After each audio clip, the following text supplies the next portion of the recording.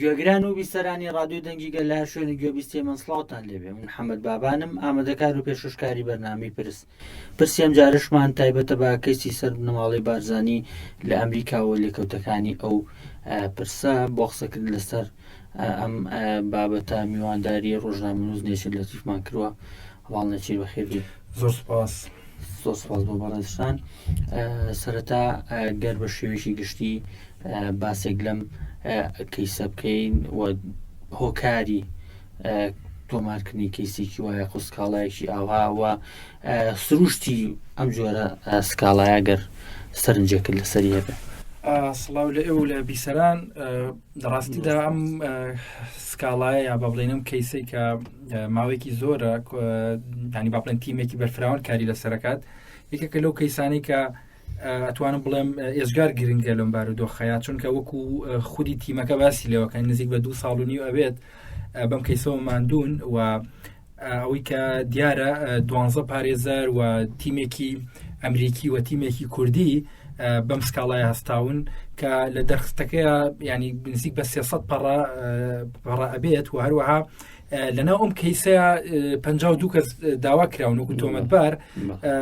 ینی کەمانە کەسی هەرە دیارن لە سیاسەتی باشووری کوردستان و بەتابەتی لەنێو پەدەکەیە کە خودی سەرۆکی حکوومەتی کاربڕێکەر و دەیان کەس لە ناو ماڵباتی بارزانی و خەڵکانی دیکەی ناوپەدەکە ئەگرێتەوە. و ئەم کەیسە وەکوتم ینی کەسێکە لە ناو دادگای فیدراڵی تۆمار کراوە کە ئەمە کەسێکە ئەگەر کەسێک لە دادگای فیدراڵی سکاڵاکەی تۆمارکرا واتە ئەم کەیسە بۆ تەواوی ئەمریکایە، ینی بۆ ویلایەتێک نییە، بۆ شوێنێکی دیاریکراو نیە. ئێستا ویلایەتەکانی ئەمریکا هەریەکە و سیاسەتێکی جۆری، بەڵام کاتێک کەسێک لە ناو دادگای فیدراڵی ئەو وڵاتە تۆمارەکرێت واتە کەیسەکە بۆ سەرانسەری ئەمریکایە. هەموو ئەوانە ئەگرێتەوە کە با بڵێن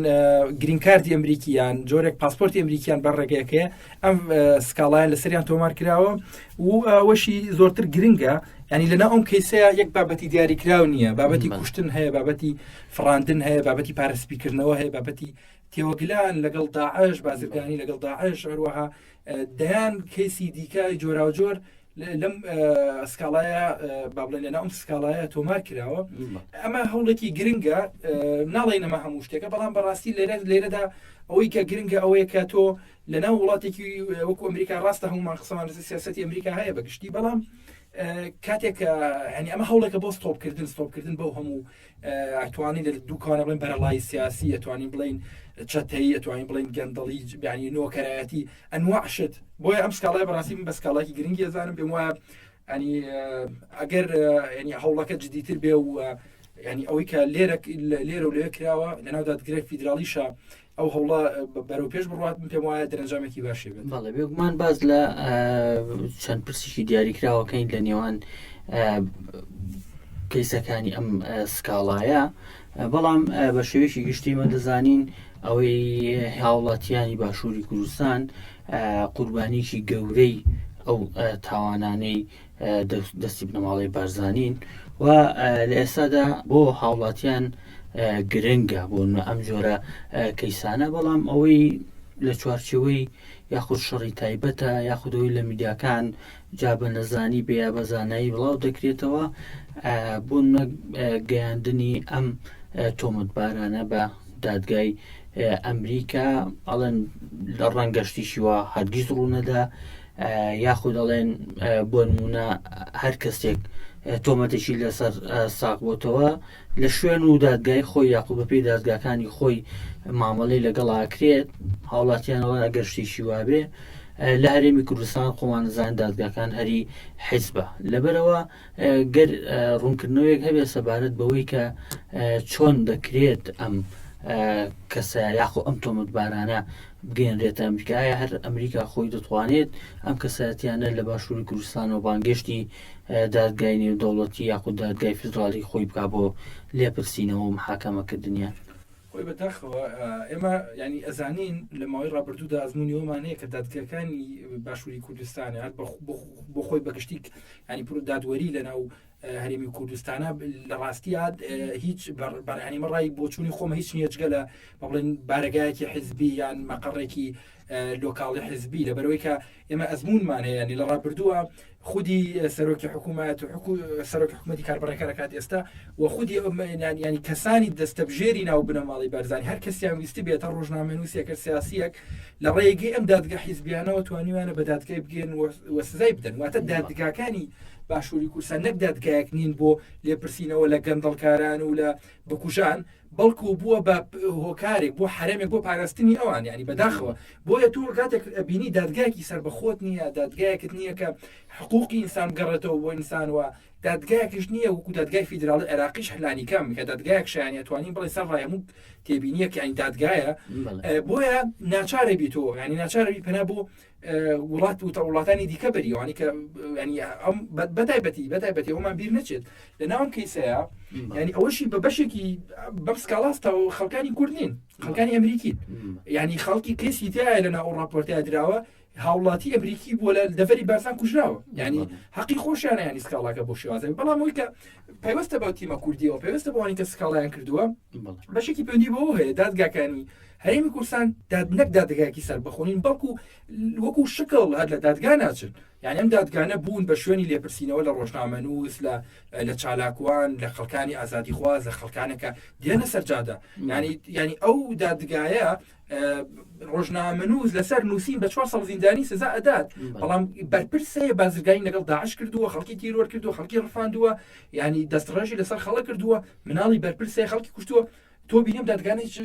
ینی دیارێک لەسەرمان نادەن هیچ سکاڵێک ناجوڵن بۆیە بەشێکی هۆیە هۆکارەکەی ئەوەیە کە تۆ لە ناو شوێنەکە ئەژیت بەڕاستی دادگای نییە ینی بۆی ناچارە بیتم دادگانە ڕوبەڕووی با بڵێن وڵاتانی دەرەوەکەیتەوە بەشێکشی وەکوتم پێوەستە بۆی کە ستۆپەمانە بکەمانە چونکە وڵاتانی ئەمریکا ئەوروپا بوون بە شوێنی مانەوەی ئەمانە بوون بە شوێنی کڕینی ڤێلا و با بڵێن سنتەرات و دنیاکشت بۆیە تۆ وڵەدەیت پێیان بڵێ کاکە ئەمانەی کە دێن پارەی ئەم وڵاتە ئەبەن بۆ وڵاتەکەی تۆ بزنسی پێکەن ئەمانە تاوانبار و تۆمەتبار بەڵێ بەشێکی پرسەکەم ئەوە بوو دەکرێت ئەوە ڕووبات بۆ منە ئەمریکا ئەم یاخود دادگای ئەمریکا ئەم کەساتیانە پەلکێشی دادگاکانی خۆی بکە وەکو بەڕێستان باستان کرد بەشێکی زۆر لەو کەسانی کە ناویان هاتووە خاوەن پاسپۆرت و گرین کارتی ئەمریکان لە ڕاستیە بەڵێ چونکە ئەمریکا و وڵاتانی ئەوروپاش تا ئەوەندەی کە پێویستیان بە ئەمانە هەیە تا بەژەوەندەکانی خۆیان لێرە پارێزنیان لە بابەتی شەڕی تیرۆرە لەر بابەتێکی دیکە لە ڕاستیە ئەومان پێڵە لەم ڕووداوانی لە هەولێر ڕوەدات ئەو هەموو هێرش و بردومانەی کە ئەمریکا بێدەنگە لێی ئەومان پێڵەت کە ئەمریکا بەڕاستی دەستی ئەم هێزانە بەرداوە و ئەمریکا خۆی ئەوێت ینی بە تەواوی ئەم هێزانە نەمێنێت لەسەر دەسەڵات و خۆی ڕۆڵشی هەبێ لەمانەیە بۆیە بە بڕای من خودیەوەی کە کۆمەڵێک ئەمریکی لە ناو کەیسە سکاڵایان کردووە و خودیەوەی کە دادگایەک وەکو دادگای فیدراڵی ئەم سکاڵای قبول کردووە کردوێتی بە بابەتێکی گرنگ بۆ خۆی ئەمە خودی ئەومان پێڵێت بەڵێ بەرپرسانی ئەمریکی ئاگیان ئەم کەیسە هەیە و بڵێ بەرپرسانی ئەمریکیش پێیان وایە ئەو بەرەڵای سیاسی کە هەیە ئەو جۆرە بازرگانی لەگەڵ تیرۆر و کوشتنی ڕۆژنامە نووسمانە سومعی هەرێمی کوردستانی بە تەواوی لەکەدار کردووە و پێویستە ستۆپێک بەمە بکرێت وەک لە سەرەتای قسەکانە باسم لەوە کرد هەموو بە جۆرە قسەمان سیاسەتی ئەمریکا هەیە کە سیاسەتێکی ناڕوونی هەیە سیاسەتێکی بەژەوەندی خوازی هەیە سیاسەتێکی هەیە کە خۆی ئەبێتیا سنتەر بێت بەڵام لەگەڵ هەموو ئەوانەشە ئەمریکاش هەتا و کاتێک کە ئیشی بەم خەڵکانە هەیە بەم کاستە سیاسی هەیە تاوەندەی ئیشەکانی باشە چێتە پێشەوە لە هەر کاتێکە ئەنووساتەکەیشی بەمان نەما دەستیان لێ بەرەدا و بێگومان ڕوبەڕووی دادگاشیانەکەات بەڵێ یەکێک لە پرسەکان لەم سکاڵایە بابەتی ئازادی ڕادەربڕین و ڕۆژنامەوانیە ئەمە دەبینین راپۆرتە نێودەوڵەتیەکان راپۆرتی ڕێکخراوەکانی مافی مرۆڤ هەموو باز لەوەکەن کە لە هەرێمی کوردستان ئازادیەکان پێشێ دەکرێ و لە چوارچێوێشدا کەیسی چەند ڕۆژنامەنووسێک وەروە گیراوانی بادینان زۆرترین کاردانەوەی بە دوادەهات یەکێک لەو کەیسانە کەیسەکەی شێروان شێروانیە دوای ئەوەی ئێمە زانین نێرا بۆ دادگای تەمیز بۆی بڕیارەکە تەمیز بکرێتەوە بینیمان دوێنێ جارێکی دیکە دادگای تەمیز بڕیارەکەی وەک خۆی پەسەند کرد وتی ئیشکالێتیشی تێدا نیە کەواتە بۆچی بەم شێوازە درێژە بە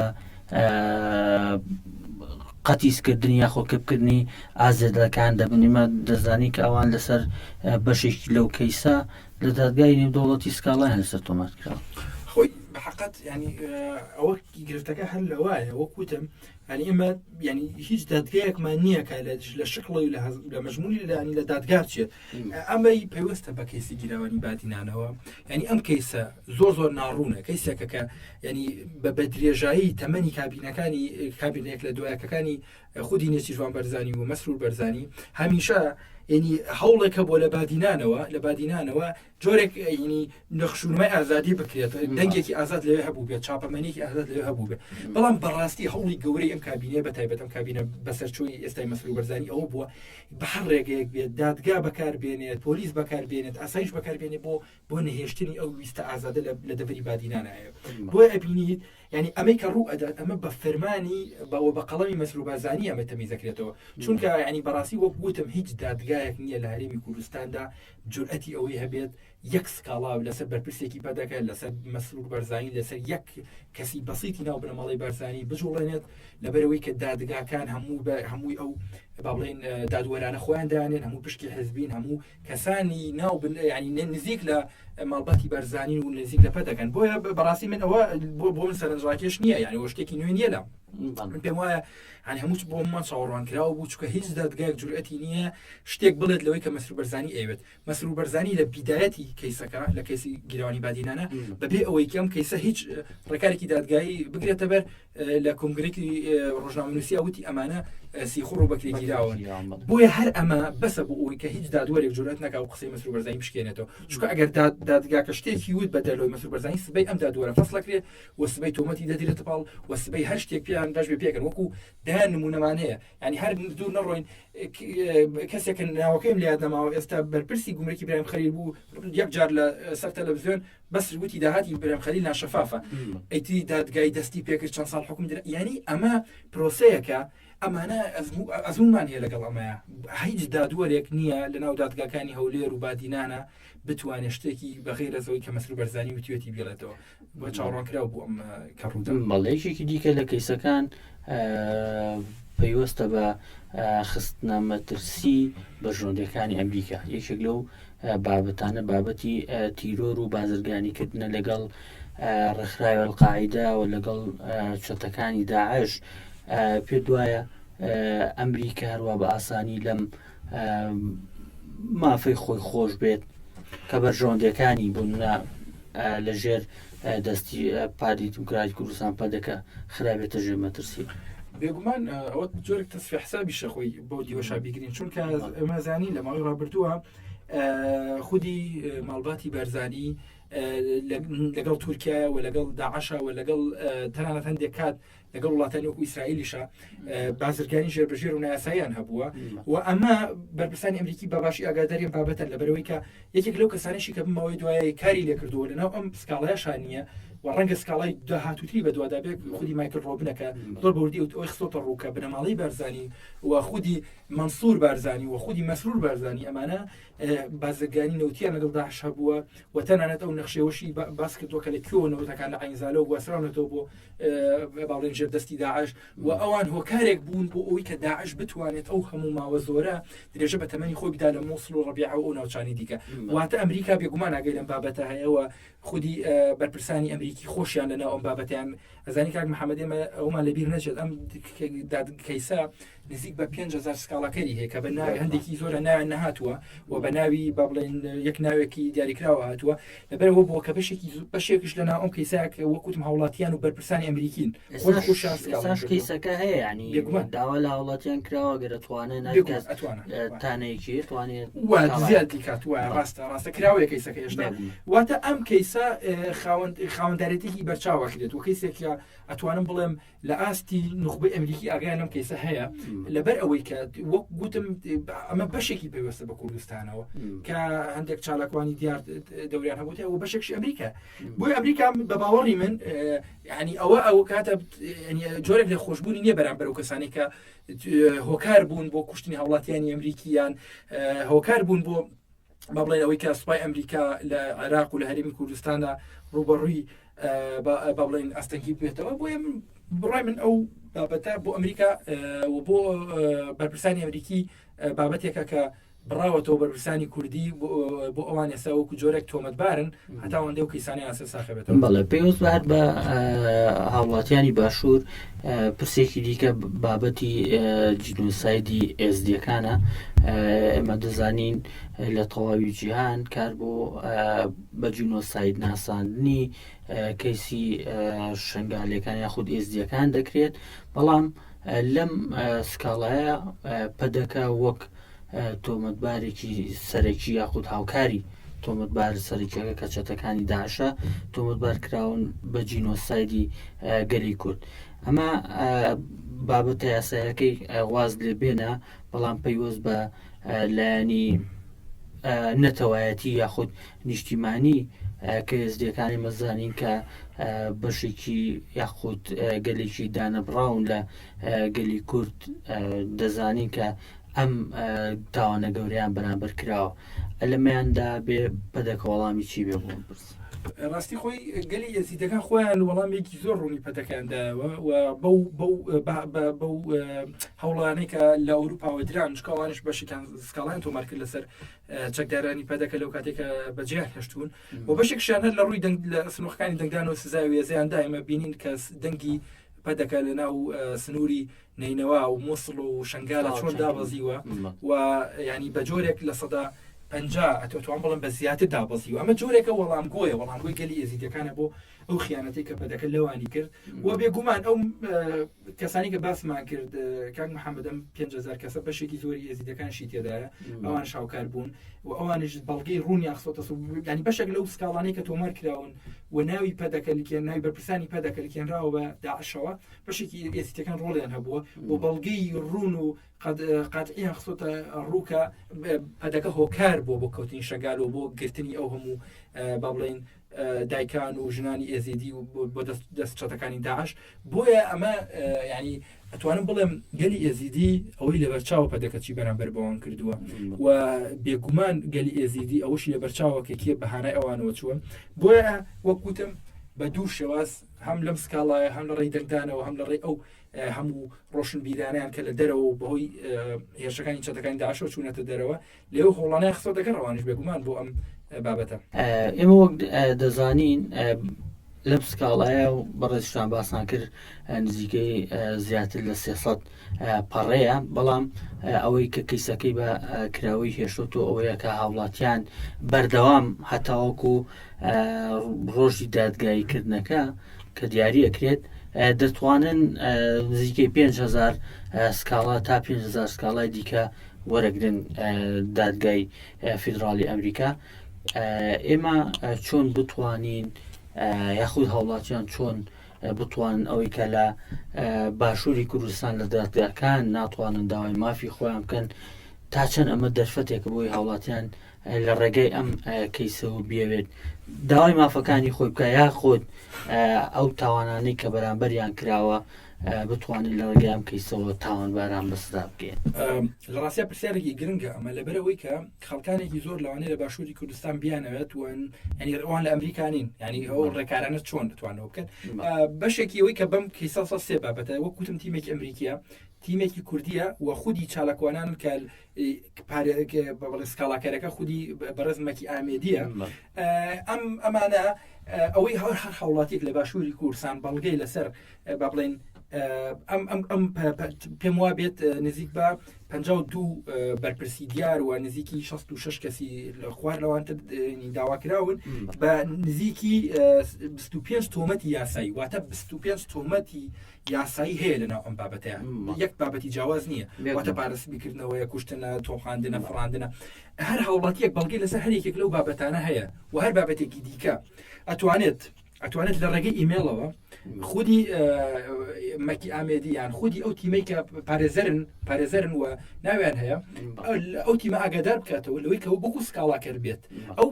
وەکوتم نزیکی 5,000 کەس ناویان هەیە کە بە ناوی جۆن دۆست ناویان هاتووە لە سکاڵاکەیە. ئەمانش دیسان ئەتوانن بەشدار بن و بەڵگەی زیاتر بخەنە ڕوو بۆی کەم کەیسە بەرفراوانتر بکرێت واتە کەیسەکە کراوەتەوە. هەر هاوڵاتیەک لە باشووری کوردستانیان لە هەر جێگەیەکی دیکە بەڵگەی لەسەر کوشتن، تۆقاندن، فڕاندن، ئازاردان هەر بابەتێکی دیکە هەیە دەتوانێت ئەو پارێزەرانی کە ناویان هاتووە یا خودی بەڕێزمەکی ئامێدی و تیمەکەی ئاگادار بکات و ئیمێڵیان بۆ بکات یا لە ڕێی سۆشیال میدیاکانیان و ئاگاداریان بکاتەوە و بتوانێت بێ بە سکاڵاکە لە دژی بەرپرسانی با بڵێن هەرێمی کوردستان و پەدەکەم. بەڵێ ئێمە دەزانین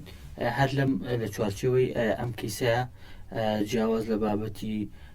کوشتن و پسپیکردنەوەی پارە و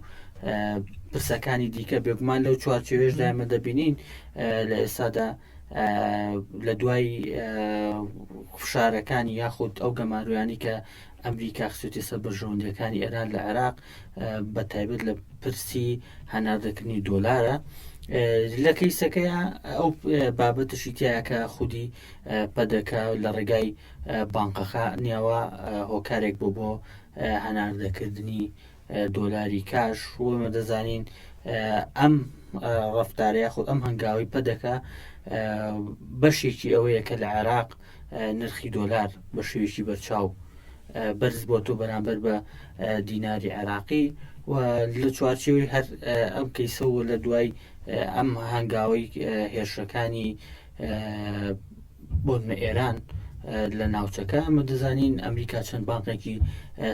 سزادایشێک لە بانقەکان تایبەتە بە خودی نێچیروان بارزانی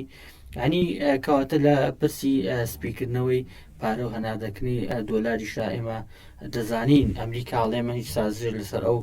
پرسە ناکەین هەر لە چوارچێوەی ئەو کەیسەیە ئەم بابەتەش هەیە بۆ هەرێمی کوردستان پێ دوایەمە چۆن لەسەر هەرێمی کوردستان شکێتەوە خۆی بەحقەت ینی بەرپرسانی باشووری کوردستان و بەتایبەت بەرپرسانی پەدەکە هەر ڕێکارێک ینی هەر شتێک پاری تیا بێ بۆوانە شتێک داهاتێکی مادی تیا بێوانەی گرنەبەر چاوێن لەوە نیە کەمە عقارێک بەسەری باشووری کوردستانێنی بەشێک لەوەی کە لە ڕابردووشە نرخی دۆلار ناجێگیر بوو لێرە و لەوێ هۆکارم بنەماڵە سیاسیە بوون ئەم بنەماڵە بازرگانە بوون ئەم بنەماڵە چاوچنۆکە یان ینی ئەو دۆلارێکە هەیە بە سیستەمێکی جیایی ئەینێرنە ئێران ینی بۆی کە تمەنی پێکردنەوە جۆرەها دروستەکەن ئەو ناجێگیری لە باشووری کوردستان دروستیان کردووە بینی دنیاک بازرگان لە بازرگانی وەستاون بەهۆی ناجێگیری نرخی دۆلارەوە وە غەیرەس ئەمانە ینی ئەمان لەناو ویکێک لە ئەو بابەتانی کە هاتوو ئەمان ینی جا لە هەر بابەتی دۆلاریش جا لە هەر ئەو سپیکردنەوەی پارەیەش ینی ئەمان دێن لە ڕێگەی کۆمەڵێک مەشروعەوە لە ڕێگەی کۆمەڵێک کاری باڵێن ببورن نامەشروعەوە دێن خەریکی بازرگانی و بزنسی خۆیانێک لەو کارانی کردووانە ینی تەزویرکردنی شەریکەی با بڵێن ئەومە ئەینانەیە ینی خواردنەوە گازی خواردنەوە با بڵێن کحولەکان خواردنەوە کحولەکانە ینی تۆ ببینە تۆ لەناو بڕۆ لەناو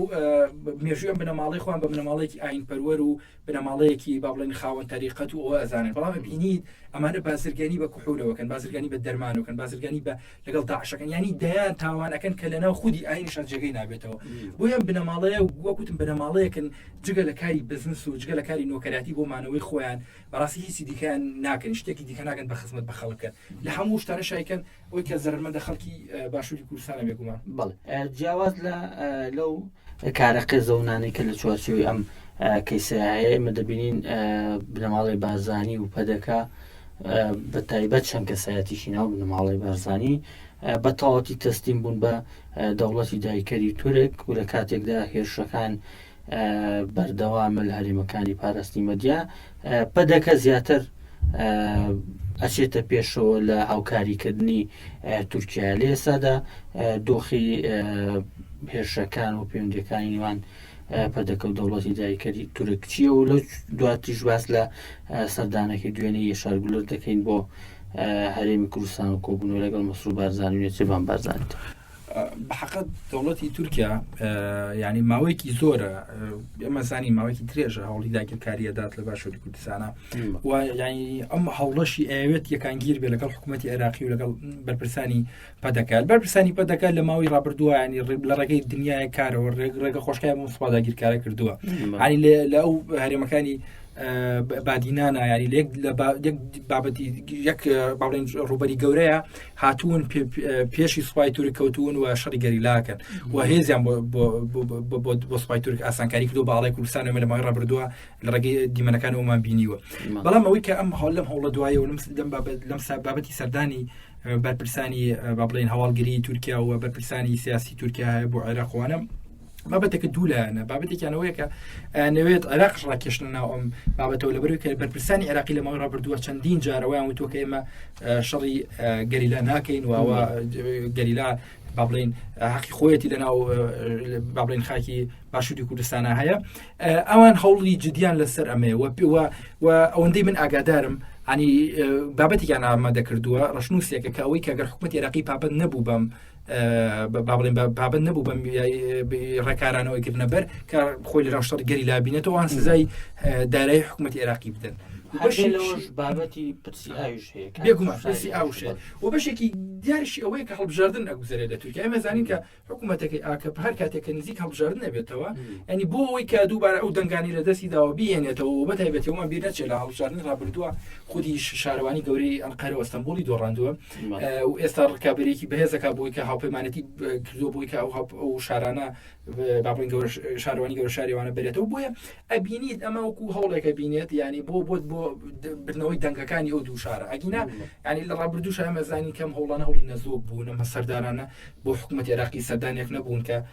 بەرپرسانی تورکیا جێگەی دڵخۆشی بکە بەڵام کاتێک هەڵبژاردن دێتە پێشەوەی دی بەرپرسانی ئاکەپە جۆرێک ئەو نیشانی گەل بدەنەوە ئێمە شەڕەکەین و ئێمە تورکیا ئاپارێزانە بەڵام خەڵکی تورکیاش و خەڵکی بەتابەتی باکووری کوردستان لەو تێگەشتووە کە ئەم هەوڵانی ئاکەپە درێژکردنەوەی شەڕە درێژکردنەوەی کوشتنی سەربازانی تورکیا لە عێراق و باشووری کوردستان و بۆیە هەوڵێک نییە جێگە بگرێت ئەوەی کە جێگەی داخە بەرپرسانی پەدەکەی هەمیشە دەرگایان واڵایە بەرەڕووی بەرپرسانی دەوڵەتی تورکیا و کەسێک وەکو برام کاڵن دێت ناسانی چ بەرپرسیارەتی ینی ئەمان دانیشن لەگەڵی خودی مەسرور بەرزانی و سەرۆکی حزبێک کە هیچ پلەپۆستێکی نییە دانیشە لەگەڵی کا بەڕاستی ئەمە جۆرێک لە خیانەتە جۆرێک ینی بەرپرسێکی حزبی بەتەنیا دانیشە لەگەڵ بەرپرسێکی دەستگای میتە ینی بەڕاستی ئەمە بە خیانەتێکی گەورە ناویە بەم چونکە تۆ هیچ پێگەیەکی حکوومەت نییە وەکو حکوومەت دانیشی لەگەڵم کەسە ئەم کەسە بەرپرسی دەستگایەکە کە ڕۆژانە خەڵکی مەدەنی لە باشووری کوردستان شەهید دەکات بۆیە بەڕاستیم خیانەتانە هەر لە پەدەکە و لە هەناوم بنەماڵی چاوەڕێکرێت بەڵام وەکە جێگەی خۆشحاڵی هێشتا بەرپرسانی عێراقی ینی بەدەم داواکاریەکانی دەوڵەتی دایکەری تورکۆ نەچوون بەڵێ ئێمە زانین کە دەوڵەتی دایکەری تورک لە هەرێمەکانی پاراستنی مەدیا هەر ڕۆژە و بەتونترین شێوە ڕوبەڕووی شکست دەبێتەوە و گەریلاکان سەرکەوتنی گەورە بەدەستێنن دەبینی لەو چوارچەوەیەدا وەکو بەڕێستان باسان کە بەرپرسانی تورکیا بەرپرسانی ئەمنی هەواڵگری و سیخۆڕی زوو سەردانی عێراق و هەرێمی کوردستانەکەن پێ دوایام سەردانانە بۆ چیە پێ دوایە یانوێ بەدیلێک بدۆزنەوە بۆ شاردنەوەی ئەو شکستانەی هەیەە لەلایەک دووش داوای هاوکاری زیاتر ئەکەن لە پەدەکە لە هێرشکردنە سەر گەریلاکانی ئازادی من دوێنێ لە بەیاننامەی مەسرور بارزانی و کۆبوونەوەکەی لەگەڵ لە شارگولەر بینیمان مەسرور بارزانی ئەڵێ